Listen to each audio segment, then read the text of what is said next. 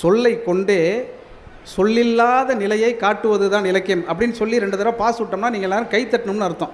கைத்தட்டுறதுக்கு என்ன அர்த்தம்னா, நான் அதை புரிஞ்சுக்கிட்டேன்னு அர்த்தம். இந்த கைத்தட்டுற நேரத்துக்குள்ளே உள்வாங்கி கொண்ட செய்தியை உங்கள் மனதுக்குள் பதித்து கொள்ளுங்கள் என்று அர்த்தம். சொல்லை கொண்டே சொல்லில்லாத நிலையை காட்டுவது தான் இலக்கியம் அப்படின்னு சொல்லிட்டார்.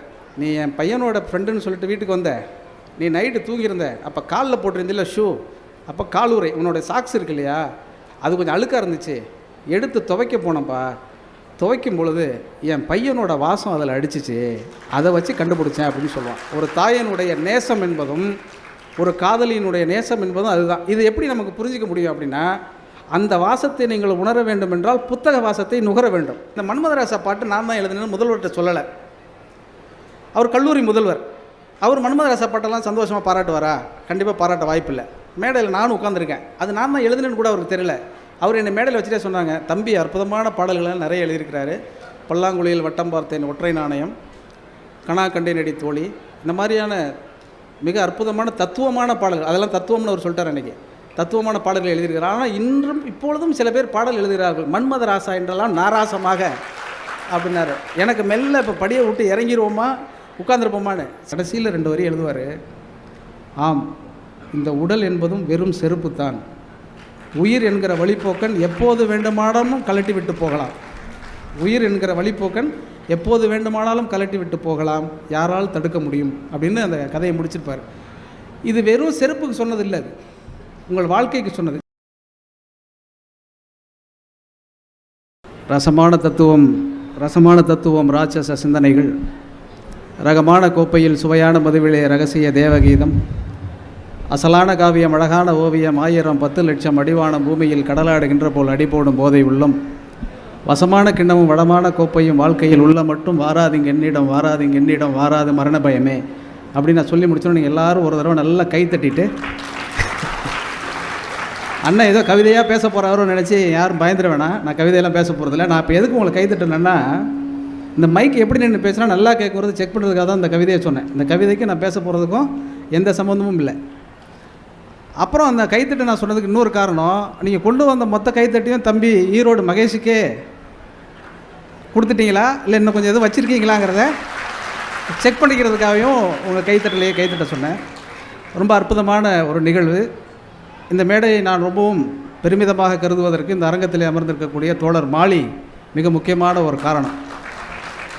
அது மட்டுமல்ல, இந்த நிகழ்ச்சி தொகுப்பாளர்கள், மாவட்ட நிர்வாகம் எல்லோருக்கும் நன்றி சொல்லி கொண்டிருந்தால் ஏற்கனவே எனக்கு கொடுக்கப்பட்டிருக்கிற அந்த நேரத்தில் இன்னும் கொஞ்சம் நேரம் குறைந்துவிடும் என்பதனால் ஒட்டுமொத்தமாக எல்லோருக்கும் நன்றி. இந்த நிகழ்வை ஏற்பாடு செய்ததை தாண்டி அரங்கு நிறைந்த ஒரு புத்தக திருவிழாவை, நான் தமிழ்நாடு முழுக்க எல்லா புத்தக திருவிழாவுக்கும் போய்விட்டு வந்திருக்கிறேன். நாகையில்தான் எல்லா நாற்காலியிலும் நட்சத்திரங்கள் அமர்ந்திருக்கக்கூடிய ஒரு திருவிழாவாக நான் பார்க்க ரொம்ப சந்தோஷமாக இருந்தது. தம்பி ஈரோடு மகேஷை பற்றி தனிப்பட்ட முறையில் நான் எங்கேயும் பாராட்டியதில்லை. அதற்கு இது ஒரு அற்புதமான ஒரு மேடையாக அமைந்திருக்கிறது. அவர் தனிப்பட்ட ரசிகன் நான். ஏன்னா பொதுவாகவே எப்போதேனும் கிடைக்கக்கூடிய கொஞ்ச நேரங்களில் ஏதாவது தொலைக்காட்சி நிகழ்ச்சி பார்க்கலாம் என்றால் தம்பி எங்கேயாவது பேசியிருக்கிறாரா என்று நான் பார்த்து தன்னந்தனியே நான் என் கைத்தட்டை தட்டிக்கொள்வேன். அந்த மொத்த கைத்தட்டையும் சேர்த்து இப்போது நீங்கள் அவருக்கு ஒரு கைத்தட்டை வழங்க வேண்டும் என்று நான் கேட்டுக்கொள்கிறேன். மேடையில் பேசுவது என்பது ஒரு கலை தான், அதில் ஒன்றும் மாற்றுக்கிறது கிடையாது. மேடையில் பேசுவது என்பது ஒரு கலை. அதைவிட பொறுப்போடு பேசுவது என்பது பெரிய கலை. அந்த கலையில் தம்பி வித்தகனாக இருக்கக்கூடிய அவரை நான் வாழ்த்தி, ரொம்ப அற்புதமான கருத்துக்களை எல்லாம் நிறைய சொன்னார். எனக்கும் கொடுத்துருக்கிற தலைப்பு சும்மா கொடுத்த தலைப்பு தான். அதனால் தலைப்புக்கும் நான் பேச போவதற்கும் சம்பந்தம் இல்லை. என்றாலும் தலைப்பை ஒட்டி கொஞ்சம் பேசிட்டு போனாங்க. கவிஞர் ஏதோ கொஞ்சம் நம்ம கூட்டத்துக்காக யோசிச்சுட்டு வந்தாருங்கிறத நீங்கள் உணர வேண்டும் என்பதற்காக சொல்கிறேன். தம்பி பேசுகிற பொழுது 2 விஷயத்தை ரொம்ப அற்புதமாக சொன்னார். எப்போது வேண்டுமானாலும் தொடங்கலாம், நல்ல அற்புதமான ஒரு தலைப்பு. அது எப்போது வேண்டுமானாலும் என்ன தொடங்கலாம்னா வாசிக்கலாம், நேசிக்கலாம் அப்படின்னு சொன்னார். நம்ம இப்போ அதை பற்றி கொஞ்சம் யோசிக்கலாம். அந்த யோசிக்கிறது தான் இலக்கியம். எனக்கு கொடுத்துருக்க தலைப்பு வந்து இலக்கியத்தில் நேற்றும் இன்றும் அப்படின்னு. நேற்று இருந்தது இலக்கியம், இன்று இருந்தது இலக்கியம். நேற்றுக்கும் இன்றைக்கும் ஒரே மாதிரியாக இலக்கியம் இருக்குது கிடையாது. மகேஷ் பேசின உடனே என்னை மேடையில் கூப்பிடுவாங்கன்னு நினச்சி நான் ரொம்ப சந்தோஷமாக ரெடி ஆகிட்டு இருக்கும்போது குறுக்க உதயகுமார் வந்து 5 நிமிஷம் ஒரு பொண்ணு பேசணுயா அப்படின்னு அவர் சொன்னார். எனக்கு தெரிஞ்ச நிகழ்வில் அது மரபு கிடையாது. ஆனாலும் அன்பு மகள் சுபிக்ஷா பேசி அந்த பேச்சை கேட்டதற்கு பிறகு இந்த மரபை எல்லாம் நாம் மீறலாம் என்று கூட தோன்றியது. அற்புதமாக இந்த நாகையினுடைய வரலாறை வரிசையாக சொன்னார். இன்னும் ஒரு 5 ஆண்டுகள் 10 ஆண்டுகளில் தமிழகம் முழுக்க பேசக்கூடிய ஒரு சிறுமியாக, ஒரு பெண் பேச்சாளராக அவர் மாறக்கூடும். அதற்கான வாய்ப்பையும் நாம் ஏற்படுத்தி தான் தர வேண்டும். இன்னொன்று காரணம், இந்த ஊர் மக்களுக்காக தானே இந்த கூட்டம் மொத்தமும் நடக்குது. எந்தெந்த ஊரில் இருந்தோ வந்து நாங்களாம் பேசும்போது அந்த ஊரில் இருக்கிற பிள்ளை பேசுகிறதுல தப்பே கிடையாது. அதனால் பேசலாம். ஆனால் என்ன செய்யலாம் என்றால், நிகழ்ச்சியின் முன்னதாக அவரை பேச வைக்க வேண்டும். நிகழ்ச்சியின் முன்னதாக பேச வைக்கிற பொழுது அவர்களுக்கு இன்னும் கூடுதலான பயிற்சியும் நேரமும் கிடைக்கும். அப்போ இன்னும் சிறப்பாக அவர்கள் பேசுவதற்கான ஒரு வாய்ப்பு ஏற்படும். என்றாலும் கூட உன்னை நான் மனதார வாயார வாழ்த்துகிறேன். நீடு வாழ்க. தம்பி பேசுகிற பொழுது நிறைய விஷயத்தை சொன்னார். மகள் பேசுகிற பொழுதும் நிறைய விஷயங்களை குட்டி குட்டியாக நாகையினுடைய சிறப்புகளை எல்லாம் சொல்லிக்கிட்டே வந்தாங்க. எனக்கு நாகப்பட்டினம்னா எனக்கு ஒரு பாட்டு ஞாபகத்துக்கு வரும். என்னென்னா, இந்த நாகப்பட்டினம் ஒரு சோறு போடாத ஊர். இந்த அக்கா சாப்பாட்டுக்காக ஏஞ்சி போனாங்கன்னு சொன்னீங்களா, ஒரு 8 பேர் ஒரு குடும்பம் கிளம்பி போச்சுல்ல, சாப்பிட போகிற குடும்பம் தான் அது. இது இன்றைக்கி கிளம்பி போனதில்லை, ரொம்ப வருஷமாகவே சாப்பாட்டுக்கு கிளம்பி போன குடும்பம் நாகப்பட்டினத்தில் இருக்குது. அது கவி காளமேக புலவர் அப்படிங்கிற ஒருத்தர் வந்து இந்த ஊருக்கு வந்திருக்கிறார். புலமை எப்படி வந்திருப்பான்? பசியோடு தானே வந்திருப்பான் நம்மள மாதிரி. அப்படி வரும்பொழுது யார் என்னையான்னு கேட்டிருக்காங்க. என் பேர் காளமேகம், நான் சிலைடையில் ரொம்ப சிறப்பாக பாட்டெல்லாம் எழுதுவேன் அப்படின்னோடனே, என்னப்பா என்ன வேணும் அப்படின்னோடனே, என்ன உங்கள் வீட்டில் என்ன கேட்டுற போகிறோம், சாப்பாடு போடுங்கன்னு கேட்க, இவங்க காக்க வச்சுருக்கானுங்க. காக்க வச்சு சாப்பாடை கடைசி வரைக்கும் போடவே இல்லை. டென்ஷன் ஆகி கவி காளமேகம் என்ன பண்ணிட்டாப்லன்னா, ஒரு பாட்டு எழுதியிருக்கிறார். எனக்கு சின்ன வயசில் நாகப்பட்டினம்னா தெரிஞ்ச, நாகைன்னு இலக்கியத்துக்குள் வரக்கூடிய ஒரு தனிப்பாடலில் ஒரு பாட்டு இருக்குது. அந்த பாட்டு நீங்கள் எல்லாருக்கும் தெரிஞ்சிருக்கலாம், இருந்தாலும் நான் ஒரு தடவை சொல்கிறேன். அது கத்தும் கடல் சூழ் நாகை காத்தன் தன் சத்திரத்தில் அத்தமிக்கும் போது அரிசி வரும். கத்தும் கடல் சூழ் நாகை காத்தன் தன் சத்திரத்தில் அத்தமிக்கும் போது அரிசி வரும். குத்தி உலையிலிட ஊர் அடங்கும். ஓர் அகப்பை அன்னம் இலையிலிட வெள்ளி எழும் அப்படின்னு போட்டான். என்ன சொல்கிறான்னா, நீங்கள் எப்போ சோறாக்கி போகிறது அதுக்குள்ளே இந்த ஊர் மக்கள்லாம் மொத்த பேரும் தூங்கிடுவான். அதுக்கப்புறம் நீ ஆக்கிட்டு வந்த சோறை பரிமாறதுக்குள்ளேயும் விடிஞ்சே போயிருண்டாங்கிறது தான் அவர் எழுதின பாட்டு. பார்த்து பொறுக்க முடியாமல் என்ன பண்ணுறானுங்க, சரி ஓகே இப்படியெல்லாம் நம்மளை திட்டி எழுதிட்டானே இந்த கவிஞன்னு சொல்லிட்டு அவசர அவசரமாக சோறாக்கி போட்டுருக்காங்க. சாப்பிட்டுட்டு கிளம்பி போகும்பொழுது சாப்பிட்டோன்னே கவிஞனோட மனசு மாறிடும். எப்பொழுதுமே பசியில் இருக்கும் பொழுது சிந்திக்கிற சிந்தனை பசி அடங்கியதற்கு பிறகு வேறு மாதிரி இருக்கும். வீட்டில் அந்த அக்காலாம் சிரிக்குது. ஏன்னா அத்தான் வீட்டுக்கு வந்த உடனே பசியோடு வரும்பொழுது அவர் எப்படி இருக்கார், சாப்பிட்டோன்னே எப்படி இருக்காருங்கிறது அக்காக்களுக்கெல்லாம் நல்லா தெரியுங்கிறதுனால பசி அடங்கினோடனே அவர்கிட்ட கேட்குறாரு, என்னங்க நான் இவ்வளோ தூரம் வந்து கஷ்டப்பட்டு தான் உங்களுக்கு சவர் ஆக்கி போட்டோம், கடைசியில் எங்கள் ஊரை இப்படி சபிச்சிட்டு போகிறீங்களே அப்படின்னு சொன்னோடனே, நான் எங்கேப்பா சபித்தேன் அப்படின்னு அவர் கேட்டிருக்கான். இந்த கவிஞர்கள் எப்போதுமே எழுதுனதை மாற்றி சொல்கிறதுல ஏக வில்லனுங்க இல்லையா? நானும் அப்படி தான். அதை நான் என்னோடய பாட்டு என்னங்கிறதெல்லாம் நான் பின்னாடி சொல்கிறேன். இப்படி சொன்ன உடனே, இல்லைங்க நீங்கள் சாபம் விட்ட மாதிரி தான் இருக்குது. கத்தும் கடல் சூழ் நாகை காத்தன் தன் சத்திரத்தில் அத்தமிக்கும் போது அரிசி வரும். குத்தி உலையிலிட ஊர் அடங்கும். ஒரு அகப்பை அன்னம் இலையிலிட வெள்ளி எழும்ட்டிங்க. அப்படின்னா மொத்தமும் எங்கள் ஊர் வந்து சாப்பாட்டுக்கே இல்லாமல் பட்னியோடு போயிடுமேங்கிற மாதிரி ஆயிடுச்சு. அப்படின்னா, ஐயோ அப்படிலாம் நீ அர்த்தம் எடுத்துக்காதப்பா, நான் என்ன சொல்ல வந்திருக்கிறேன்னா உங்கள் ஊரை புகழ்ந்து சொல்லியிருக்கிறேன். என்ன சொன்னேன்? கத்தும் கடல் சூழ் காத்தன் தன் சத்திரத்தில் அத்தமிக்கும் போது அரிசி வரும். அத்தமிக்கும் போது அரிசினா உலகமே அழிஞ்சு போனால் கூட, அஸ்தமிக்கிறதுனா அழிந்து போதல், இந்த உலகமே அழிஞ்சு போனால் கூட இந்த ஊரில் அரிசி இருக்கும். அதை குத்தி அவங்க உலையில் இட்டாங்கனாக்கா இந்த ஊர் மக்களுடைய மொத்த பசியும் அடங்கும். அதை சாப்பிட்டு முடிக்கிறதுக்குள்ளே வெள்ளி எழுங்கிறது. அந்த சாவை அவங்க வடித்து இலையில் கொட்டுகிற பொழுது இருக்கக்கூடிய அந்த வெண்மை நிறம் இருக்கு இல்லையா, அது வெள்ளி போல் இருக்கும்னு சொன்னேன் அப்படின்னு சொல்லி ஏமாற்றிட்டு அன்னைக்கு அந்த கவிஞ சாப்பிட்டுட்டு கிளம்பி போயிருக்கிறான். ஆனாலும் உழுகுடியாக பிறந்த நாம் எல்லோரும் வந்தவருக்கெல்லாம் சோறை ஆக்கி போட்டு நாகப்பட்டினத்து மக்கள் இன்னமும் உழுகுடியினுடைய பெருமையை பேசி கொண்டிருக்கிறவர்களாக இருக்கிறீர்கள் என்பதற்கு இல்லையா, அதற்காகவும் தான் இந்த கூட்டம் நடத்தப்படுகிறது. ரொம்ப முக்கியமான ஒன்று. தம்பி பேசுகிற பொழுது படி என்று நிறைய விஷயங்கள் சொல்லிக்கிட்டு இருந்தார். பொதுவாக இலக்கியம்னா என்ன, இவ்வளோ நிறைய புத்தகங்கள் இருக்குது. நீங்கள் ஒரு சுற்று இந்த புத்தக கண்காட்சிக்குள் போயிட்டு திரும்பி வருகிற பொழுது ஏதோ இலக்கியங்கிறாங்க, அறிவியலுங்கிறாங்க, விஞ்ஞானங்கிறாங்க, தத்துவங்கிறாங்க, அரசியலுங்கிறாங்க, எதையோ பேசுகிறாங்க இல்லையா. இலக்கியம்னா என்ன? நீடாமங்கலத்தை தாண்டி, இந்த சாலைமங்கலத்திலேருந்து நீடாமங்கலத்தை தாண்டி வருகிற பொழுது தமிழின் சிறுகதை எழுத்தாளர்களின் முன்னோடியாக இருந்த ஒருவர், தமிழ் புதுக்கவிதை முன்னோடி என்று சொல்லக்கூடிய, தமிழ் புதுக்கவிதையின் தந்தை என்று சொல்லக்கூடிய நா. பிச்சமூர்த்தியுடைய நினைவு எனக்கு வந்தது. அவர் கவிதையை பற்றி, இலக்கியத்தை பற்றி ஒரு வார்த்தை சொல்லியிருக்கிறார். இலக்கியத்தை பற்றி என்னென்னா வேறு எதுவுமே விளக்கம் கிடையாது.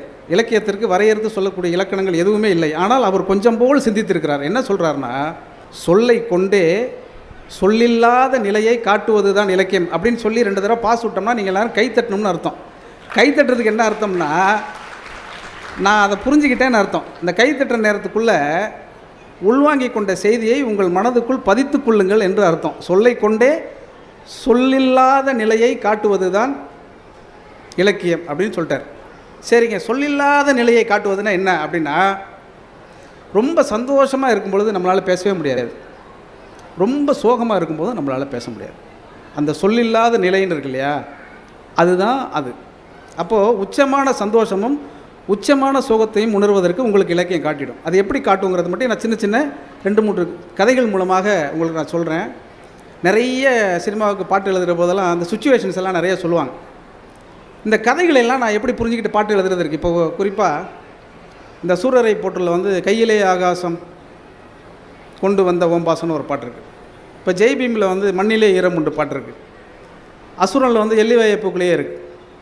இப்படி நிறைய பாட்டு இருக்குது. நான் ஒரு 2000 சினிமா பாட்டு எழுதியிருக்கிறேன். ஆனால் இந்த சினிமா பாட்டு எல்லாமே நான் எப்படி புரிந்து கொண்டு எழுதுகிறேங்கிறதுக்கு ரொம்ப முக்கியம் இல்லை. அதற்கு காரணம் புத்தகங்கள் தான். ஆனால் புத்தகங்களை படிப்பதனாலே அது வந்துடாது. அந்த புத்தகங்களை எப்படி உள்வாங்கிக் கொள்கிறோம் என்பது ரொம்ப முக்கியமானது. எப்படி உள்வாங்கிக்கிறது, ஒரே ஒரு விஷயம் சொல்கிறேன், ஒரு 2 கதை சொல்கிறேன். இலக்கியம் என்பது சொல்லை கொண்டே சொல்லில்லாத நிலையை காட்டுவது தான் இலக்கியம்னு அவர் சொல்லிட்டார். இதே மாதிரி நிறைய கருத்துக்கள் இருக்குது. அழகை பற்றி ஒரு கருத்து இருக்குது. உங்கள் முகம் சிவப்பாகணுமா அப்படின்னா ஒரு க்ரீம் வைக்கிறான். அந்த க்ரீமை வாங்கி பூசினா நம்ம எல்லோரும் சிவப்பாயிரும். ஏன்க்கா நீ சிரிக்கிற, நீ வெள்ளையாக தான் ஏற்கனவே இருக்கிற. அப்போது க்ரீமை தடவிட்டால் நம்ம சிவப்பாயிரோன்னு சொல்கிறோம்ல, அந்த அழகை ஒரு கார்ப்பரேட் நமக்குள்ளே திணிக்கிறான். என்னென்னா, அழகு என்பது வெண்மையாக இருப்பது. நான் கருப்பாக இருப்பதற்காக ஒருபோதும் வருத்தப்பட்டதே கிடையாது. ரொம்ப பெருமிதமாக இருந்திருக்கிறேன். ஆனால் இந்த பெருமிதத்தை எனக்கு கொடுத்தது ஒரு கதை. அந்த கதை யார் எழுதுனதுங்கிறத நான் பின்னாடி சொல்கிறேன். ஒரு கதை நீங்கள் எல்லோரும் கவனமாக கேட்க வேண்டும். இந்த கதையை கவனமாக கேட்டு உங்களுக்கு தெரிந்த எல்லோரும் யாரெல்லாம் போய் அந்த வெண்ணிற கிருமிகளை வாங்குகிறார்களோ அவர்களுக்கெல்லாம் சொல்லுங்கள். ஒரு கதை, அது ரொம்ப முக்கியமான ஒரு கதை. ஏன்னா நீங்களுமா க்ரீமு, நீங்கள் சிரிக்கிறத பார்த்தா நீங்களும் போடுறீங்க போல இருக்க. 24 சிகப்பளவு க்ரீம் அதெல்லாம் இல்லை. ஒரு போர் வீரன், அந்த போர் வீரன் என்ன பண்ணுறான், களத்தில் போரிடுகிற பொழுது, நாட்டுக்காக போரிடுகிற பொழுது அவன் முகம் சிதைந்து விடுகிறது. முகம் கண்ணாபுரான்னு கிழிஞ்சிருது. அப்போ இராணுவ அதிகாரி என்ன சொல்கிறாரு, அவனுக்கு உடனே சிகிச்சையெல்லாம் அளித்து அவன் உயிரை எப்படியாவது காப்பாற்றி விட வேண்டும்ங்கிறதுக்காக உயிரை காப்பாற்றி ஒரு மருத்துவமனையில் வச்சு சிகிச்சையெல்லாம் கொடுத்துட்டு, உனக்கு ஒரு உடல் முழுமையாக தேறுகிற வரைக்கும் நீ விடுப்பு எடுத்துக்க அப்படின்னு சொல்கிறாங்க. முகமெல்லாம் முழுக்க கட்டு போட்டிருக்கு, கை கால் எல்லா இடத்துலையும் கட்டு. இப்போ முகத்தை கட்டு பிரிக்கிறாங்க, முகம் முழுக்க தையல். கண்ணாடியை கொண்டு வந்து காட்டுறாங்க. காட்டின உடனே இவன் பார்க்குறான், அது அவனாகவே இல்லை. இது யார் அப்படின்னு அவன் கேட்குறான். ஏன்னா அவன் பார்த்த முகம் அவனிடத்தில் இல்லை. இவன் என்ன பண்ணுறதே தெரியல. இந்த முகம் இனிமேல் சரியாகவே ஆகாது. அவன் அழகாக இருந்ததாக நம்பிக்கொண்டிருந்த அந்த முகம் அலங்கோலமாகி விட்டது. இப்போ என்ன பண்ணுறது அப்படின்னு தெரியலன்னா அவனுக்கு ஒரே ஒரு ஆசை இருக்குது. இந்த முகம் நமக்கே தெரியல, இது நம்ம முகம்தான் அப்படிங்கிறது நமக்கே இல்லாமல் போயிடுச்சு. நம்ம பெத்தவ இருப்பாள் வீட்டில், அவள் இந்த முகத்தை பார்த்து அடையாளம் கண்டுபிடிச்சிட்டா நம்ம ஓரளவு பரவாயில்ல அப்படின்னு நினச்சிக்கலான்னு சொல்லிட்டு மெல்ல தயங்கி தயங்கி வீட்டுக்கு போகிறான். வீட்டுக்கு போன உடனே பெத்த தாய் பார்த்த உடனே சொல்லிடணும் இல்லையா. அந்த அம்மா போன உடனே தம்பி நீ யாருன்னு கேட்டுருது. தம்பி நீ யாருன்னு கேட்ட உடனே இவனுக்கு இருந்த கொஞ்சோண்டு உயிரும் மொத்தமாக போயிடுச்சு. ஏன்னா பெத்த தாயே தன்னை பார்த்து அடையாளம் தெரியாத அளவுக்கு தன் முகம் சிதைந்து இருக்கிறது. அதை பார்த்து ரொம்ப வருத்தப்பட்டு போய், நான் வந்து உங்கள் பையனோட வேலை பார்க்குற உங்கள் பையனோட ஃப்ரெண்டுமா, உங்கள் பையனோட தோழன், நான் இராணுவத்தில் எனக்கு விடுப்பு கொடுத்துருந்தாங்க, ஊருக்கு போனால் அம்மாவை பார்த்துட்டு வான்னு சொன்னான், அதனால் உங்களை பார்க்க வந்திருக்கேன்னு அவன் சொல்கிறான். அப்படியாப்பா, சரிப்பா பண்ணி தங்கிக்க அப்படின்னு சொல்கிறாங்க. தங்கிக்கேன்னு சொல்கிறாங்க. அங்கே இருக்கிறான், ஒரு நாள் இருக்கிறான், மறாவது நாள் திருப்பி கிளம்பி வர்றான். கிளம்பி வர்றதுக்கு முன்னாடி அந்த அம்மாவை பார்த்து கேட்குறான், அம்மா ஒரே ஒரு செய்தி, உங்கள் பையன் வந்து இராணுவத்தில் இருக்கான் இல்லையா, இவன் தான் அவன் பையன், ஆனால் அவன் சொல்கிறான் இராணுவத்தில் இருக்கான் இல்லையா, அவன் வந்து அவனுக்கு ஒரு சிநேகிதி இருக்காமே, அவள் இப்போ எப்படி இருக்கான்னு கேட்டு வர சொன்னான் அப்படின்னு கேட்குறான். நல்லா இருக்கான்னு சொல்லுப்பா அப்படின்னு சொல்கிறாங்க. மகந்த மனசோகத்தோடு கிளம்பி இங்கேருந்து திருப்பி அந்த இராணுவ முகாமுக்கே போயிடுறான். போன உடனே போய் கொஞ்ச நாளில் ஒரு கடிதம் வருது. எனக்கு என்னவோ சந்தேகமாக இருக்கிறது. என் வீட்டுக்கு உன் பெயரை சொல்லிக்கொண்டு நண்பனாக ஒருவன் வந்தான்னு அவன் மகனுக்கு அம்மா எழுதுகிறாங்க கடிதம். நண்பனாக வந்தாங்க, எனக்கு என்னமோ சந்தேகமாக இருக்கிறது, வந்தது நீயாகத்தான் இருக்குமோ என்று நினைக்கிறேன் அப்படின்னு எழுதுகிறாங்க. எழுதினோடனே இவனுக்கு வந்து ஆச்சரியமாக போயிடுது. அம்மா நம்மளை கண்டுபிடிச்சிட்டா, ஆனால் அவளும் சொல்லிக்கல, நம்மளும் சொல்லிக்கல. இவன் உடனே ஒரு கடிதம் போட்டு நேராக வாங்கம்மான்னு கடிதம் எழுதிடுறான். ஆமாம் வந்தது நான் தாங்கிற மாதிரி ஒத்துக்கிறான். ஒத்துக்கிற பிறகு அவங்க ஒரு நாள் கிளம்பி அந்த முகாமுக்கு வர்றாங்க. முகாமுக்கு வந்த உடனே முதல் கேள்வி கேட்பான்ல, எப்படிம்மா கண்டுபிடிச்சேன்னு. அப்போ எப்படிப்பா கண்டுபிடிச்சேன்னு கூட அந்த அம்மா அவனுடைய சிநேகிதியும் கூட்டிகிட்டு வரான். 2 பேரும் வர்றாங்க. 2 பேரும் வரும்பொழுது முதலில் அந்த அம்மாட்ட கேட்குறான், எப்படிம்மா என்னை நீ கண்டுபிடிச்ச அப்படின்னு கேட்குறான். அதுக்கு முன்னாடி உன்னோட தோழி கூட வந்திருக்காடா, அவள்கிட்ட கேளு அப்படின்னு ஒரு கேள்வி கேட்குறான். அவகிட்ட அவன் முதல் கேள்வி கேட்குறான், அவன் ரொம்ப நாளாக காதலிச்சிக்கிட்டு இருக்கான் இல்லையா, இப்போவும் என்னை காதலிக்கிறியான்னு அவன் கேட்குறான். அவனோட பிரச்சனை என்ன, இப்போவும் என்னை காதலிக்கிறியான்னு கேட்குறான். அவள் சொல்கிறான், இப்போது இல்லை எப்போதும் உன்னை காதலிக்கிறேன்னு சொல்கிறான். இவனுக்கு அதெல்லாம் கூட பிரச்சனை இல்லை, ஏன்னா அது என்ன இருந்தாலும் தான் நேசித்த பெண்ணு, என்னவாக இருந்தாலும் காதலுக்காக அந்த பெண் விட்டு கொடுக்கலாம். ஆனால் அம்மா எப்படி நம்மளை கண்டுபிடிச்சா அப்படிங்கும் பொழுது அந்த கதையில் கொண்டு வந்து முடிப்பார். அம்மாட்ட கேட்குறான், எப்படிம்மா? இல்லைப்பா, நீ என் பையனோட ஃப்ரெண்டுன்னு சொல்லிட்டு வீட்டுக்கு வந்த, நீ நைட்டு தூங்கியிருந்த, அப்போ காலில் போட்டிருந்தில்ல ஷூ, அப்போ காலுறை உன்னோட சாக்ஸ் இருக்கு இல்லையா, அது கொஞ்சம் அழுக்காக இருந்துச்சு, எடுத்து துவைக்க போனப்பா, துவைக்கும் பொழுது என் பையனோட வாசம் அதில் அடிச்சிச்சு, அதை வச்சு கண்டுபிடிச்சேன் அப்படின்னு சொல்லுவான். ஒரு தாயனுடைய நேசம் என்பதும் ஒரு காதலியினுடைய நேசம் என்பதும் அதுதான். இது எப்படி நமக்கு புரிஞ்சிக்க முடியும் அப்படின்னா, அந்த வாசத்தை நீங்கள் உணர வேண்டும் என்றால் புத்தக வாசத்தை நுகர வேண்டும். அப்போ தான் நீங்கள் நிச்சயமாக இதை வந்து உள்வாங்கிக் கொள்ள முடியும். நிறைய சின்ன சின்ன சின்ன குட்டி குட்டி கதைகளாக, சின்ன சின்ன கவிதைகளாக எனக்கு தெரிந்த நிறைய விஷயங்கள் இந்த உணர்வை சொல்லுகிற பொழுது அழகு என்றால் என்னவென்பதற்கு நான் எனக்கு ஒரு புரிதல் வந்துடுது இல்லையா. அந்த புரிதலில் இருந்து பாடல் எழுதுவது தான். இப்போது ஒரு வழக்கமாக சுச்சுவேஷன் சொல்லும்போது நிறைய கற்பனைகளாக சொல்லுவாங்க, இப்படி இருக்கணும் சார், அப்படி இருக்கணும் சார், அப்படிலாம் சொல்லுவாங்க. எனக்கு வந்து எளிய மனிதர்களுடைய சந்தோஷங்கள் என்னென்னு பார்த்து எழுதணும்னு ஆசைப்படுவேன். அப்படி ஒரு நாள் ஒரு பல்லவி எழுதணும் அப்படின்னு சொல்லிட்டு ஒரு பாட்டு வந்தது. அது மிகப்பெரிய வெற்றி அடைஞ்சிச்சு. திருடா திருடின்னு ஒரு படம், அதில் மன்மதராசா அப்படின்னு சொல்லிட்டு ஒரு பாட்டு. அந்த பாட்டை பற்றிலாம் நிறைய தம்பிக்கிட்ட சொல்லிட்டு கூட இருந்தேன் நான். அந்த பாட்டு வந்த சமயத்தில் மயிலாடுதுறை ஏவிசி கல்லூரியில் போயிருந்தேன். இப்போ அந்த முதல்வர் இருந்திருக்கும், இப்போ ரிட்டையர்ட் ஆகிருப்பார்னு நினைக்கிறேன். ஏன்னா அந்த பசங்க கூப்பிட்டுருந்தாங்க, இளந்துவதுன்னு ஒரு பத்திரிக்கை நடத்தினாங்க. அந்த கூட்டத்துக்காக என்னை கூப்பிட்டு போயிருந்தாங்க. அந்த கூட்டத்துக்கு போகும்போது அந்த முதல்வர் வந்து பேச ஆரம்பிக்கும் பொழுது இங்கே எனக்கு முன்னுரை வழங்கினாங்களே தங்கை, கூகுளில் பார்த்து அப்படியே படித்தாங்க பாருங்கள். அதே மாதிரி அங்கே வரிசையாக அவர்கிட்ட ஏதோ பாட்டெல்லாம் சொல்லியிருப்பாங்க போல இருக்குது. இந்த மன்மதராசா பாட்டு நான் தான் எழுதினேன்னு முதல்வர்கிட்ட சொல்லலை. அவர் கல்லூரி முதல்வர், அவர் மன்மதராசா பாட்டெல்லாம் சந்தோஷமாக பாராட்டுவாரா? கண்டிப்பாக பாராட்ட வாய்ப்பில்லை. மேடையில் நானும் உட்காந்துருக்கேன், அது நான் தான் எழுதுனேன்னு கூட அவருக்கு தெரியல.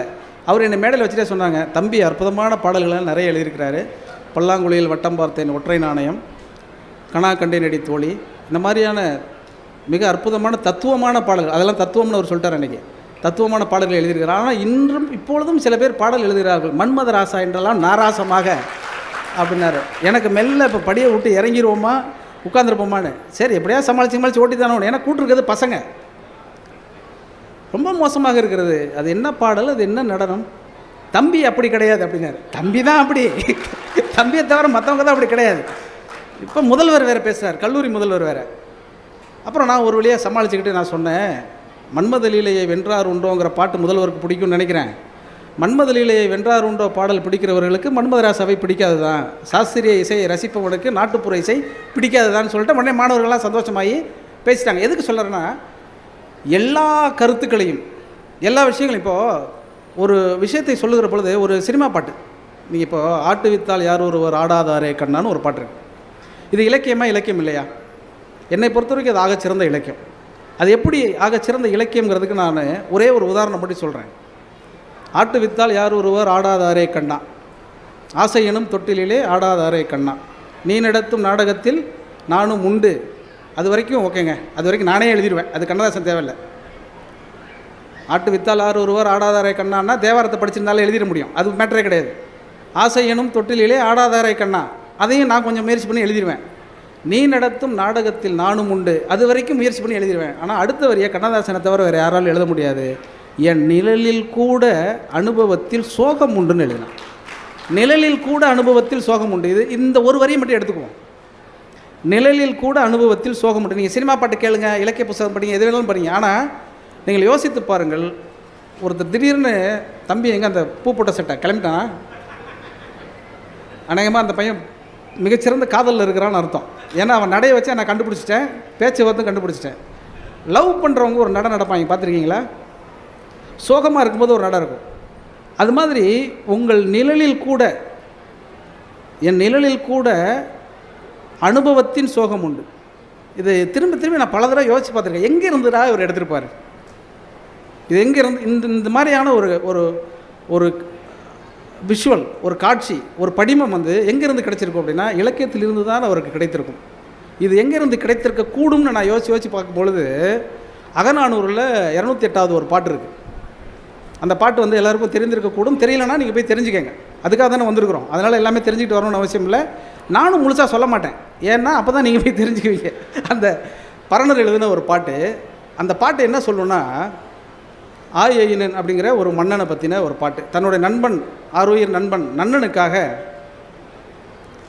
மிஞ்சிலி அப்படிங்கிற ஒரு மன்னனோட போட்டியிட்டு போர்க்களத்தில் வீழ்ந்து கிடக்கிறான். விழுந்து கிடக்கும்போது அந்த ஆயனன் வந்து மிக அற்புதமான ஒரு மன்னனாக இருந்திருக்கான். மன்னனா குறுநில மன்னன் தான், பரம்பு நாட்டை ஆட்சி செய்திருக்கக்கூடிய பெரிய வள்ளலாக போற்றப்பட்டவன். அவன் இறந்து கிடக்கும் பொழுது வெயிலில், நல்ல சுட்டெரிக்கும் வெயிலில் அவன் வீழ்ந்து கிடக்கிறான் அந்த போர்க்களத்தில்.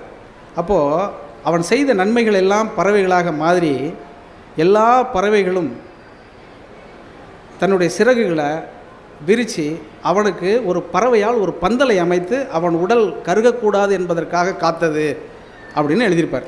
அது முக்கியம் கிடையாது. அந்த நிழலில் கூட அனுபவத்தில் சோகம் உண்டுங்கிறதுக்கு சொல்கிறேன்.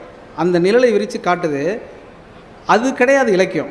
அதுக்கு அடுத்தது ஒரு வரி எழுதுவார் பரணர். என்ன எழுதுவார்னா, அந்த காட்சியை பார்த்துட்டு இரவில் கண் தெரியாத கூகைகள் எல்லாம் தனியே வெக்கப்பட்டதான். என்னென்னா, பகலில் நமக்கு கண்ணு தெரியாதனால அந்த மன்னனுடைய சிறகுகளாக பந்தலாக மாற நம்மால் முடியவில்லையே என்று வருத்தப்பட்டதான்.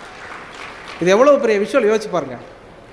சமீபத்தில் ஒரு கவிதை, சி மோகன் என்கிற அற்புதமான ஒரு நவீன எழுத்தாளர், கவிஞர், அவருடைய ஒரு கவிதை, அந்த ஒரு கவிதையை நான் சொல்கிறேன் பாருங்கள். பெருநகர தார்சாலையில் சட்டென வீழ்ந்து சல்லென நீந்தி நீண்டதோர் கட்டிடத்தில் மோதி சிறு விபத்துமின்றி மறைகிறது ஒரு பறவையின் நிழல். சிறு விபத்துமின்றி மறைகிறது ஒரு பறவையின் நிழல். நீங்கள் என்னைக்காவது இந்த காட்சியை நீங்கள் யோசிச்சு பார்த்துருக்கீங்களா? நம்ம கவிதைகள்லேருந்து படிச்சுட்டு நீங்கள் விஷுவல்ஸ் பார்க்கும்பொழுது, காட்சிகளை பார்க்குற பொழுது, இயற்கையை பார்க்குற பொழுது உங்களுடைய உணர்வு என்பது ரொம்ப அலாதியாக மாறிடும். அந்த நா பிச்சமூர்த்தியை பற்றி சொன்னேன் இல்லையா, சொல்லை கொண்டே சொல்லை கடந்துவது தான் அப்படின்னு சொல்லான்னு சொல்கிறேன் இல்லையா. அவர் கவிதையை பற்றியும் சொல்லை பற்றியும் ஒரு கவிதை சொல்லியிருக்கிறார், ரொம்ப சுருக்கமான ஒரு கவிதை. அது ஒன்றை வைத்துக்கொண்டே நீங்கள் புரிஞ்சுக்கலாம். தம்பி மகேஷ் அவர்களை பேசுகிற பொழுது 2 நிலைகளை காட்டிகிட்டே இருந்தார் உங்களுக்கு. அது எவ்வளோ தூரம் நீங்கள் உள்வாங்கினீங்கன்னு உங்களுக்கு தெரியல.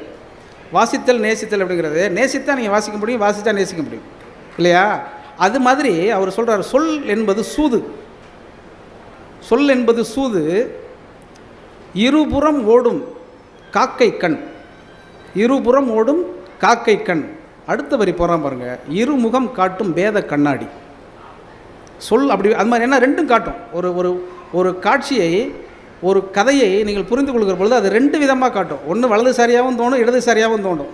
இது எப்படி நமக்கு தோன்றுகிறது அப்படிங்கிறத உள்வாங்கி கொண்டு படிப்பதில் தான் ஒரு முக்கியமான கதை இருக்குது. நீங்கள் நிறைய பேர் எல்லாரும் படிச்சிருப்பீங்க ஒரு கதை, பஞ்சதந்திர கதை, சின்ன பிள்ளைகள் எல்லோரும் கேட்டிருப்பீங்க. அந்த கதை இப்போ நான் சொல்கிறேன், இப்போ நீங்கள் கேட்டு பாருங்கள், அந்த கதை உங்களுக்கு வேறையாக இருக்கும். விஷ்ணு ரூபம் கொண்ட நெசவாளி அப்படின்னு ஒரு கதை.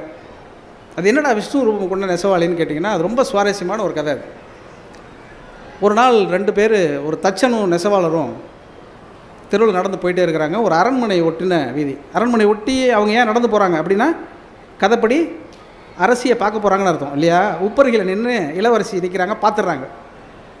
பார்த்துட்டு கடந்து போயிடுறாங்க. தச்சன் இயல்பாக போயிடுறான். நெசவாளிக்கு என்னென்னா திடீர்னு அந்த இளவரசி மேலே திடீர்னு இல்லை, அவனுக்கு ஒரு காதல் வந்துடுது அந்த அழகை பார்த்த உடனே. போய் மனசு முழுக்க அந்த இளவரசியாக இருக்கிறா. 3ஆவது நாளில் ஜுரம் வந்துடுது. ஜுரம் வந்தோடனே இந்த ஜுரத்தை என்ன பண்ணுறதுன்னு தெரியாது. 3 நாளாக நண்பனை பார்க்கலேன்னு சொல்லிட்டு தச்சன் கிளம்பி வராப்புல. ஏன்னா அவனை 3 நாள் ஆளே காணும் அப்படின்னு. இல்லை நண்பா, அன்றைக்கி நம்ம வந்து அந்த அரண்மனை ஒட்டி நடந்து வந்தோம்ல, அப்போ இளவரசி பார்த்துச்சுல. ஆமாம், என்னையும் தான் பார்த்துச்சு, உன்னையும் சாதாரணமாக பார்த்துச்சு, என்னை தான் லவ் பண்ணுற மாதிரி பார்த்துச்சு, அதனால் எனக்கு லவ் வந்துருச்சுன்ட்டான். அதனால் கையை தொட்டு பாறேன், கழுத்தை வச்சு பாறேன் அப்படின்னோடனே கடுமையான ஜுரமாக இருக்குது. உடனே நண்பன் சொல்கிறான், இது கண்டிப்பாக காதல் ஜுரம் தான், இதை சாதாரணமாக தீர்க்க முடியாது, நீ நேராக போய் அந்த பொண்ணுக்கிட்ட சொல்லிடு அப்படின்னா. என்னது, அந்த பொண்ணுக்கிட்ட சொல்கிறதா? இந்த நாட்டையே ஆட்சி செய்யக்கூடிய ஒரு அரசனுடைய மகளை, அந்த ஊரிலே ஒதுக்குப்புறமாக இருக்கக்கூடிய ஒரு நெசவாளி இளைஞன், அதுவும் முழுசாக நெசவு செய்யாத ஒரு இளைஞன் வந்து காதலிப்பதா? அதெல்லாம் ரொம்ப பிரச்சனையாயிடும். அது மட்டும் இல்லை, அந்த காலத்தில் இந்த நாடக காதல் பிரச்சனைலாம் இருந்திருக்காது போல இருக்குது. அவன் அதெல்லாம் அதில் சேர்க்கலை, அதை விட்டுட்டான். அதனால் அதெல்லாம் ரொம்ப சிக்கலாயிரும், வேணாங்க அப்படின்னு சொல்லிட்டான். வெள்ளப்பா அப்படின்னு சொன்ன உடனே, இல்லை என்னால் முடியும், உன் காதலுக்கு உதவ முடியும். அவன் நாடோடிகள், அந்த காலத்தில் நாடோடிகள் படம்லாம் பார்த்துருப்பாங்க போல இருக்குது. நான் வந்து செய்கிறேன் அப்படின்னோடனே என்னான்னு சொல்லணுன்னே, நான் 2 நாளில் வரேன்னு சொல்லிட்டு நேராக போய் ஒரு கருட வாகனத்தில் மரத்தால் செஞ்சு கொண்டு வந்து கொடுக்குறான். அந்த கருட வாகனத்தை கொண்டு வந்து கொடுத்த உடனே சொல்கிறான், இந்த கருட வாகனத்தில் நீ ஏறினா இளவரசி இருக்கக்கூடிய அறைக்கே போயிடலாங்கிறான். என்ன நீ சாதாரணமாக ஒரு மரத்தில் கொண்டு வந்து இதை செஞ்சுட்டு? இல்லை, எனக்கு சாஸ்திர சம்பிரதாயங்கள் எல்லாமே சூத்திரங்கள் எல்லாம் தெரியும், அதெல்லாம் இந்த மரத்து மேலே ஏற்றிருக்கேன். நம்மளை எப்படியெல்லாம் ஏமாத்துறாங்க பாருங்கள். சாஸ்திர சூத்திரங்கள் எல்லாம் மரத்துலேயும் கல்லுலையும் ஏற்றிடுவாங்க. ஏற்றிட்டா அதுக்கு இயங்கமாக வச்சிடும். உடனே அவன் சொல்கிறான், அதனால் இதில் நீ ஏறி உட்காந்துட்டீங்கன்னா நேராக வந்து அரசி இருக்கிற அறைக்கே போயிடலான்றான். அதே மாதிரி உட்காடுறான், அரசி இருக்கிற அறைக்கே அவன் போயிடுறான். போகும்பொழுது என்ன ஆயிடுறான், சாதாரணமாக இருந்த நெசவாளி விஷ்ணு ரூபத்துக்கு மாறிடுறான். அரசியோட அரங்கத்துக்குள்ளே, அரசியோட அறைக்குள்ளே நுழைகிற போதே அவன் விஷ்ணு ரூபத்துக்கு போயிடறான். என்ன திடீர்னு சம்மந்தமே இல்லாமல் விஷ்ணு நம்ம ரூமுக்கு வராருன்னு சொல்லிட்டு அரசகுமாரிக்கு ஏகப்பட்ட குழப்பம், பிரச்சனை. போன உடனே என்னங்க நீங்கள் வந்துட்டீங்க அப்படின்னு சொல்லிட்டு கையெடுத்தெல்லாம் கும்பிடுது. ஒரு சாதாரண மனுஷ பெண்ணை தேடி மேலோகத்திலேருந்து விஷ்ணுவே வந்துட்டீங்களே அப்படின்னு அந்த அம்மா பதறி போயிடுது. பதறி போகிறோன்னே அவர் சொல்கிறாரு, இல்லை உன்னை தப்பாக அனுப்பிச்சிட்டாங்க, நீ மேலே இருக்க வேண்டிய ஆள் தான், ஏதோ இந்த பிறப்பு அடிப்படையில் உன்னை அனுப்ப வேண்டிய இடத்துல டக்குன்னு உன்னை அனுப்பிவிட்டாங்க, அதனால் கீழோகத்தை வந்துட்டு நீ உன்னை திருப்பி மேலே கூப்பிட்டு போகிறதுக்கு தான் நான் இப்போ வந்திருக்கிறேன் அப்படின்னு சொன்ன உடனே, ஐயோ இந்த மாதிரி ஒரு பேர் பெற்றுட்டானா அப்படின்னு சொல்லிட்டு சாதாரண இந்த பொண்ணு தன்னை விஷ்ணுவனுடைய மனைவியாக கருத ஆரம்பிச்சிடுறாங்க அந்த அம்மா.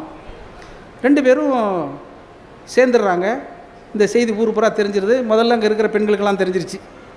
உடனே ஓடி போய் அரசர்கிட்ட தகவல் சொல்கிறாங்க, இந்த மாதிரி தெரியுங்களா, அவங்க ரூமுக்குள்ளே ஒருத்தன் வந்துட்டான், அரசியும் அவனும் ஒன்றா இருந்துட்டாங்க, இதை ஊர் மக்கள்லாம் பார்த்துட்டாங்க, அதனால் பெரிய பிரச்சனையாக இருக்குது, இதை ஏதாவது தீர்த்து வைக்கணும் அப்படின்னு சொன்ன உடனே அவருக்கு உடனே மண்டை வெடிச்சிருச்சு. ஆம்பளைங்களுக்கு எப்போதுமே மண்டை வெடிச்சோன்னா என்ன செய்வாங்க, ஓடி போய் வீட்டில் இருக்க பொம்பளைங்க தான் அடிப்பாங்க இல்லையா?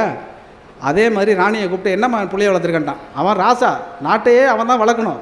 அவன் போய் மனைவிகிட்ட கேட்குறான், என்ன இப்படி பிள்ளைய வளர்த்துருக்குறேன், யாரோ ஒருத்தன் வந்தானாமே அப்படின்னோடனே, ஏங்க அதை கேட்குறீங்க, நான் கூட எவனோ ஒருத்தன் தான் நினச்சேன், அப்புறம் பார்த்தா தான் விஷ்ணு வந்திருக்கிறாரு அப்படின்னோடனே, விஷ்ணுவே நம்ம வீட்டுக்கு வந்துட்டாரா, விஷ்ணுவே நம்ம மகள் லவ் பண்ணுறாளா அப்படின்ட்டாரு. ஆமாம் கண்டிப்பாக லவ் பண்ணுறாருன்னு உடனே இப்போ என்னென்னா, ராஜாவுக்கு ஏற்கனவே ஒரு பக்கத்து நாட்டிலெல்லாம் கொஞ்சம் பிரச்சனை இருக்குது.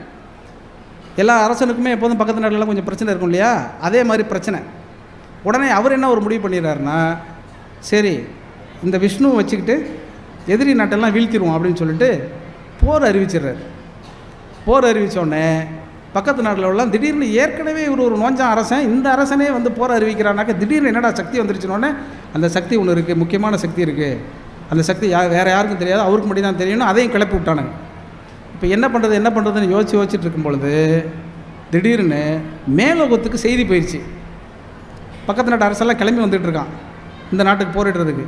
இவ வந்து காதலி வந்து சொல்கிறா, இது மாதிரி எங்கள் அப்பாவுக்கு இந்த மாதிரி ஒரு சங்கடம்னோடனே, அந்த நேரத்தில் எப்போதுமே என்ன நினைப்பாங்க, எந்த விஷ்ணுவாக இருந்தாலும் மாமனாருக்கு மதிச்சு தானே, மாமனாருக்கு ஒரு கஷ்டம்னா உடனே நம்ம விஷ்ணு கிளம்பி தானே போயாகணும். உடனே அவர் இல்லை அதெல்லாம் நான் பார்த்துக்கிறேன் அப்படின்ட்டு நேராக ஓடி போய் தச்சன்ட்ட கையெடுத்து கும்பிட்றான். டேய், சும்மா இருந்தவனுக்கு ஒரு கருட வாகனத்தில் பண்ணி கொடுத்து என்னை இப்போ விஷயம் தெரிஞ்சால் இவன் கொண்டுருவான், விஷயம் தெரியலன்னா அவன் கொண்டுருவான், என்ன பண்ணுறதுனே தெரியலையாடா, ஏன்டா என்னை சிக்கலில் மாட்டிட்டோன்னு அவன் சொல்கிறான். நண்பா, எப்படியும் சாவ போகிறது உறுதி, ஒன்று அடைஞ்சிட்டு சாவு, அடையாமல் சாவறதை விட அடைஞ்சிட்டு சாவலாம், துணிஞ்சிருவோம், ஆமான்னு சொல்லிடுன்ட்டான்.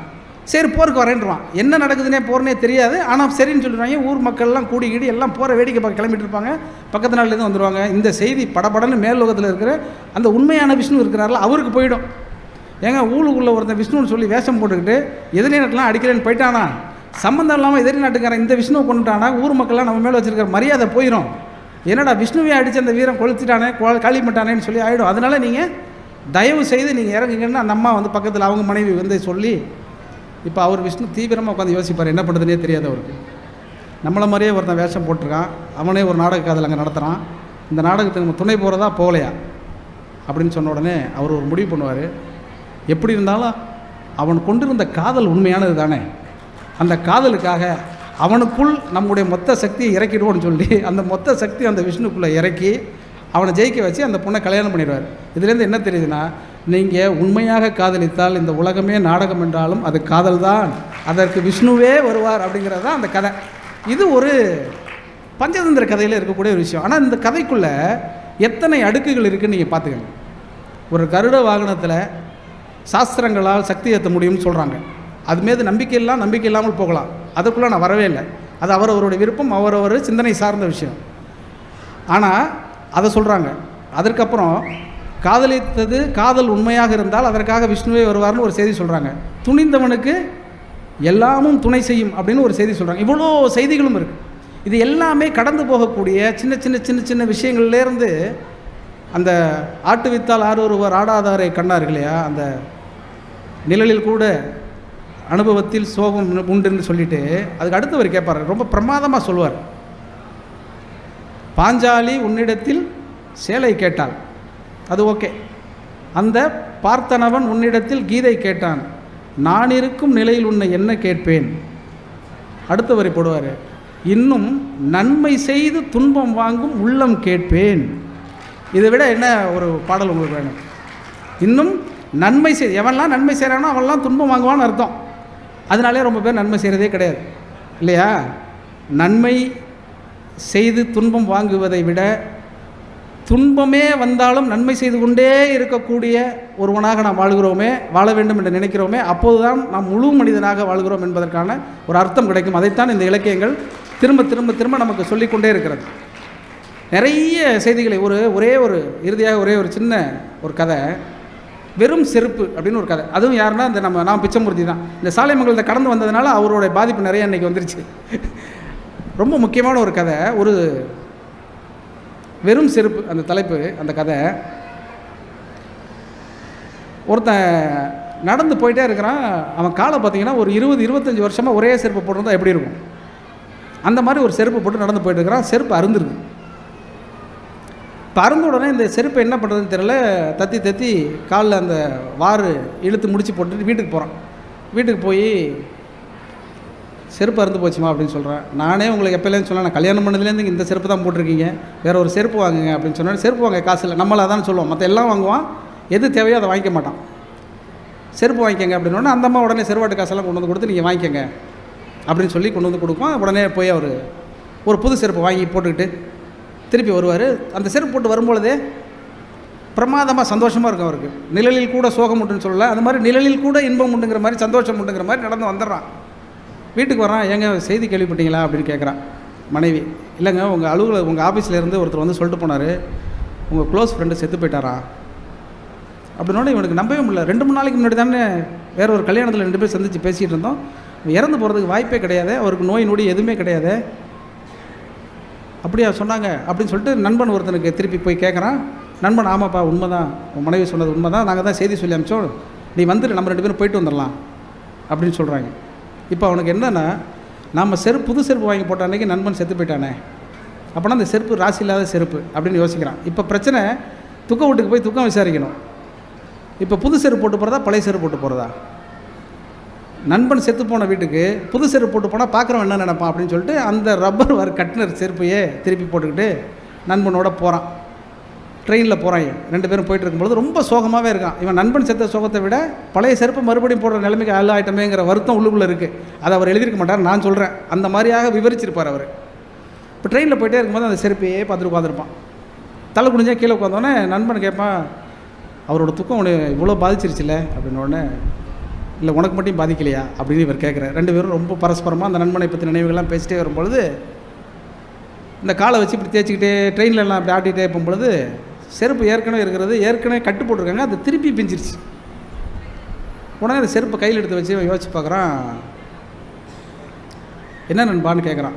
இல்லை உன்ட்ட ஏதாவது ஊக்கு இருந்தால் கூட அந்த செருப்பை நான் போட்டுக்கிறேன் அப்படின்னு சொல்கிறான். அந்த செருப்பு இவனை பார்த்து கேள்வி கேட்குதான். நீ எல்லாம் ஒரு மனுஷனா?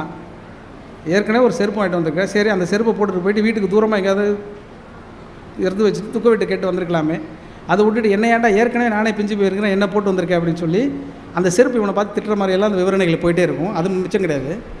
அப்புறம் செருப்பை அந்த ஊக்க வாங்கி மாட்டிக்கிட்டு திருப்பி அந்த துக்க வீட்டில் போய் விசாரிச்சுட்டு வரும்பொழுது பார்த்துக்கிட்டு திரும்பி வருவான். திருப்பி ட்ரெயினில் ஏறி திருப்பி ஊருக்கு வருவாங்க.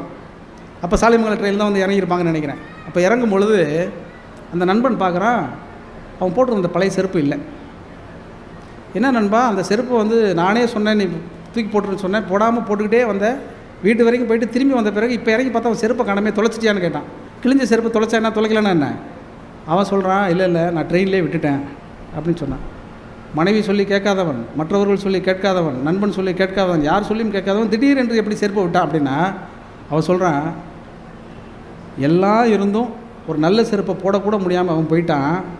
இந்த பிஞ்ச செருப்பை போடலாமா வேணாம்னு நான் என்ன எவ்வளோ நாளைக்கு யோசிச்சுட்டு இருக்கிறதுன்னு விட்டுட்டு வந்துட்டேன் அப்படிங்கிறதோடு அந்த கதை முடியாது. கடைசியில் 2 வரி எழுதுவார். ஆம், இந்த உடல் என்பதும் வெறும் செருப்பு தான். உயிர் என்கிற வழிப்போக்கன் எப்போது வேண்டுமானாலும் கலட்டி விட்டு போகலாம். உயிர் என்கிற வழிப்போக்கன் எப்போது வேண்டுமானாலும் கலட்டி விட்டு போகலாம், யாரால் தடுக்க முடியும் அப்படின்னு அந்த கதையை முடிச்சிருப்பார். இது வெறும் செருப்புக்கு சொன்னதில்லை, உங்கள் வாழ்க்கைக்கு சொன்னது. சின்ன சின்ன எளிய விஷயங்களில் கூட வாழ்க்கையினுடைய அற்புதமான நுட்பங்களை தொட்டுவிட முடியும் என்பதற்கு நிறைய விஷயங்கள். தம்பி வந்து மாடர்ன் தேட்டர்ஸை பற்றிலாம் நிறைய சம்பவங்களை சொன்னார். எனக்கு ஒரே ஒரு சம்பவம் வந்தது நினைவுக்கு, ரொம்ப ஆச்சரியகரமான ஒரு சம்பவம். ஸ்ரீ ஆண்டாள்னு சொல்லிட்டு ஒரு படம், சேலம் வேலுச்சாமி கவி அப்படின்னு ஒரு கவிஞர், அவர் தான் வந்து அந்த படத்தோட இயக்குனர்.